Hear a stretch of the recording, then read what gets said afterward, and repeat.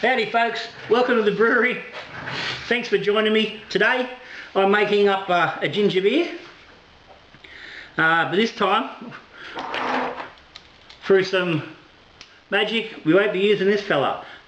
No tins in this recipe, doing this completely from scratch, all raw fresh ingredients, no extracts or anything like that. I've been wanting to brew this for a while, but ginger's always been too pricey where I live. I got some cheap ginger weekend before last when I was in Melbourne, picked up from an Asian grocer, which is where everyone says to get it from. 14 bucks a kilo. Bingo, we're in. So we're underway. So before we get into it, thank you to all the Patreons for your support of the channel.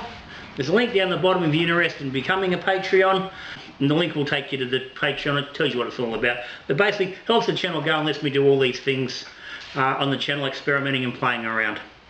If you're subscribed, thank you. If you're not subscribed, hit the subscribe button down there, and while you're down in that little bottom area there's a thumbs up. Yeah, maybe give that a click as well. So what I've got, 23 litres of water in the Robo Brew coming to a boil. It's almost there, and I'm gonna boil everything in that. So what we're starting off with is 2 kilos of ginger, which I've just chopped up roughly.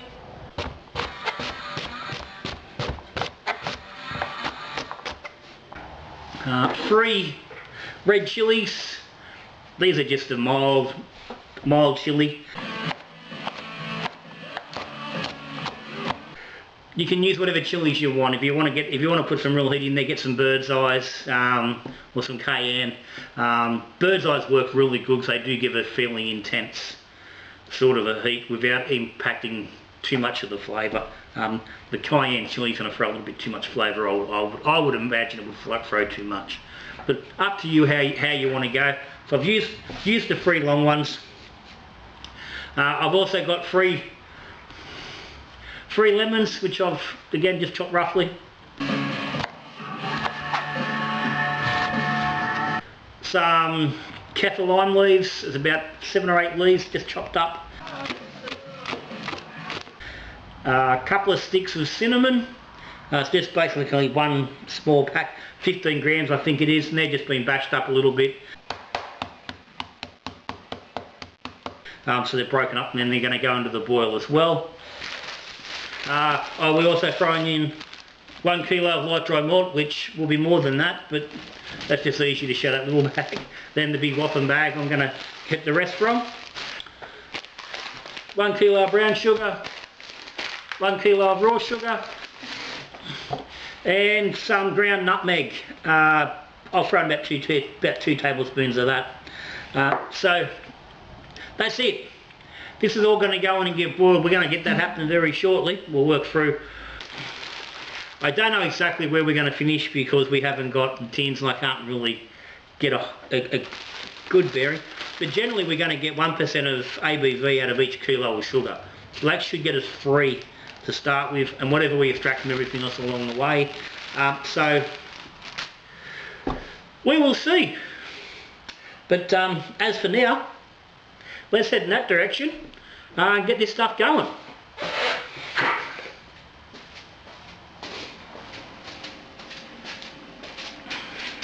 Rightio. So,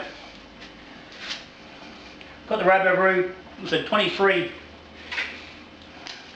litres in there. I'm aiming for a 20 litre final volume, so I'm allowing around that 3 litres for a bit of loss to the ingredients and a little bit of boil off.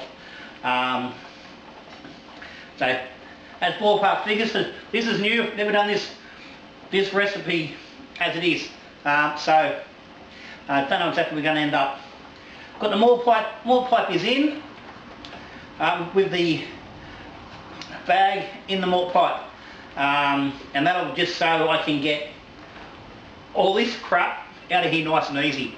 Because I'll just pull the pipe with the bag in it, and she'll all come out. I won't need to worry about trying to filter it or anything like that. As I said, you could do this on your stovetop, like I normally would with the Kingsley's ginger beer I've done in the past.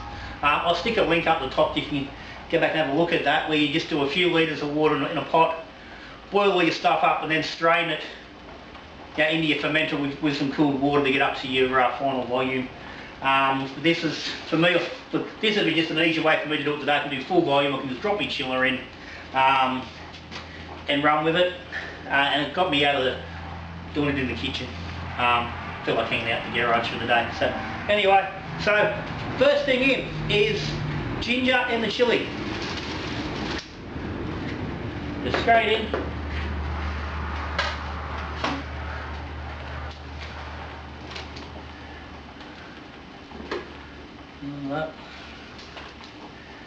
Don't really need to do too much because it's just, oh fuck, that's hot.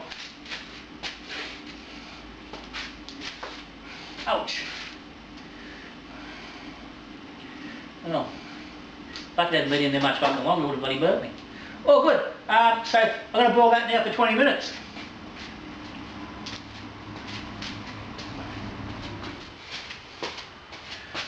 Alright, 20 minutes in. So I'm sticking in lemon, cinnamon, and the keffir lime leaves. Just at the moment. I'll also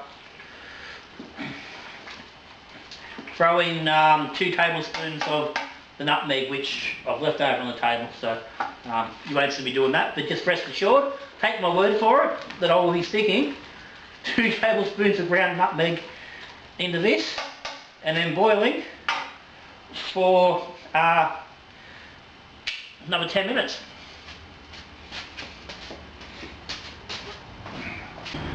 Right, just for those who possibly don't trust me, nutmeg, ground.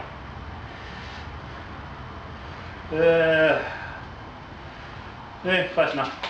2 tablespoons in.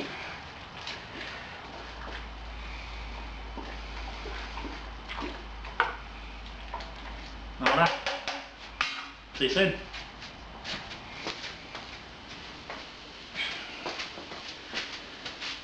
Right, at the end of that extra boil, so I'm going to pull this bag of malt pipe out.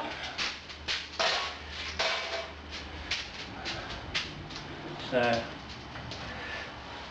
just going to fold the bag into the top of the pipe,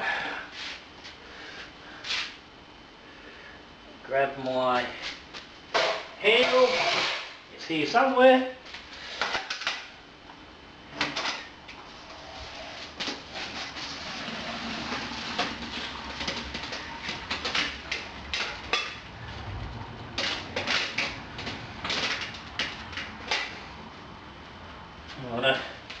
just give that a couple of minutes to drain off.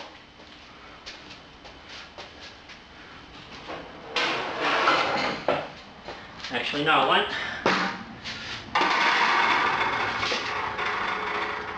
Because there's very little coming off that, so I'll just drain that into a bucket and we'll start getting everything else in. So,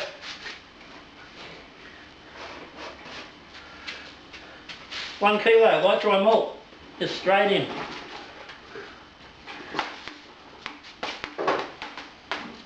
The false bottom's still in here, that's going to stop any of this stuff getting straight down to onto the bottom, onto the element and scorching. Malt's not so much a problem, sugar's a bit of a different story, but I'll do this sort of carefully and give it a good stir while I go. So our brown sugar, I'm trying not to bloody splash this all over me at the same time. So sort of keeping that moving so we don't burn it. So the last thing we need is a burnt flavour through everything. And 1 kilo raw sugar.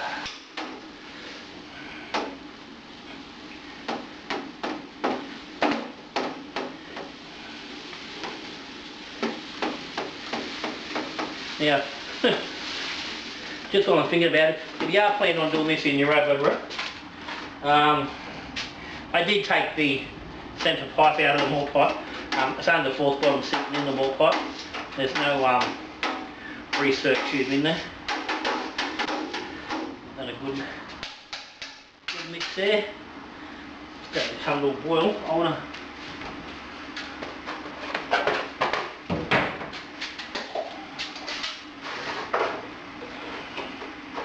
get a quick refrac so we can get an idea where we're at now.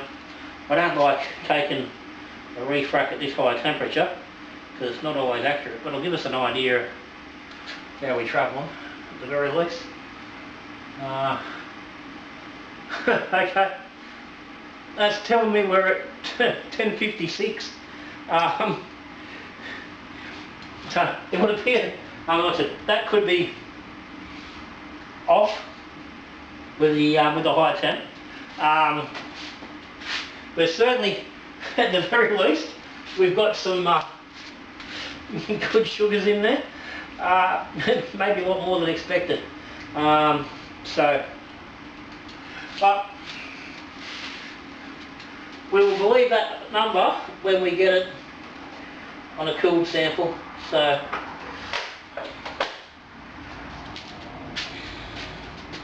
just going to let this go now, let it boil for about 5 minutes. And while it's doing that, I'm going to set up for my recirc. So that's not the one I want. Want my whirlpool arm. So I want to get that in. Just get that running and sanitise while we're nice and hot, so I can use that to recirculate while we're cooling. Yeah, so that's it. I'll get the chiller in and happening. I'll see you shortly.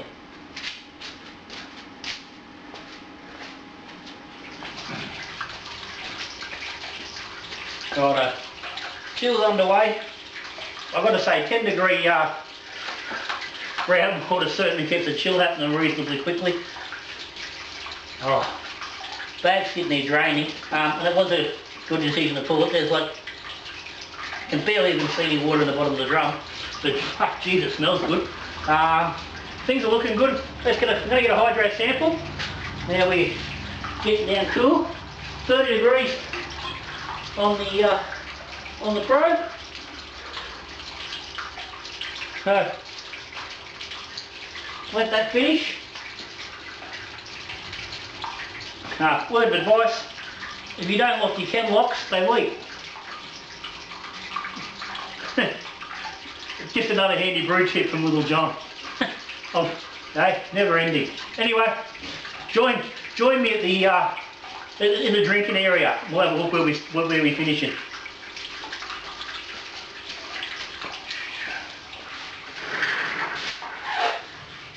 Righto.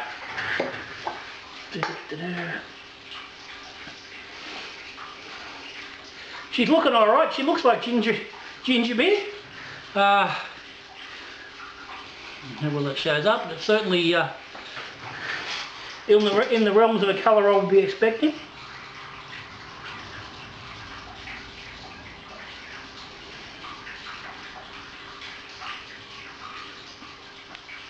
Ginger, sweet. Alright, a little bit of heat in the back of the old throat there from the ginger and the chilli. Certainly not as, you know, full of flavour and sweetness that I'm sort of used to with the kit bases. So, but I certainly was expecting it not to be like that, because we haven't got that crap in there, all that artificial stuff, sweeteners and things like that. But yeah, this thing's strong. Yeah, she's sitting at 1054, 1055, and at 30 degrees we're going to add at least another point to that. So I think 1055. We're going to call it 10. I'm going to say it's 1056, which is way beyond what I wanted, because I want to be about 1040. Anyway, first time in, got to run with it. make adjustments down the track on when we're tasting at the end of ferment. We'll see how we go. So that's all good. I'm happy with that.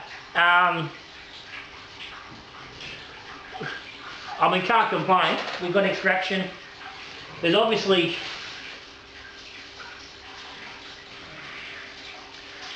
got a bit more sugar out of the ginger and stuff than I was expecting. That's alright, I've got no problem with that. So anyway, so what I'm going to do now, I'm going to split these two ways into two halves, and I'm going to ferment half with US-05, just one pack dry in. I've added some yeast nutrient just at the end of the boil, which you can see, about half a teaspoon of yeast nutrient. I've switched, which you may have just noticed there at the end, I've switched from the whirlpool arm over to the spray arm, so I'm aerating that water real well and good before I transfer it. I've just put some sanitizer in the fermenters, so they're draining while this final cooling is happening. As I said, 10-degree groundwater, that is going to be 18-20 degrees in a matter of minutes. So transfer will happen very shortly. So, yeah, so US-05 on half of it, and the other half I'm going to do with an EC 1118 champagne yeast. So I'm hoping that the 05 will leave us some points of gravity with the malt in there, which isn't all fermentable. I'm hoping we're going to leave a couple of points and finish maybe 1003, 1004, somewhere around that mark, hopefully. Even 1002, but just leave a little bit of something there, where the EC 1118 is going to just strip this thing dry. So it will probably drop it down, it could get down to a 996 or a 998. So I'm hoping we're going to get a little bit of a comparison, something really dry and something not so dry, and see how they finish for going forward. But for now, pretty much done. I'm going to ferment these at, going to do them at 20 degrees. No, I'm going to run no pressure. It's going to run straight, just going to run straight through, no pressure on them, and just let the yeast do its thing. So these should take about 7 days, tops to ferment out. Then I'll cold crash them. So we'll be back in a couple of weeks to have a look at how this is finished up.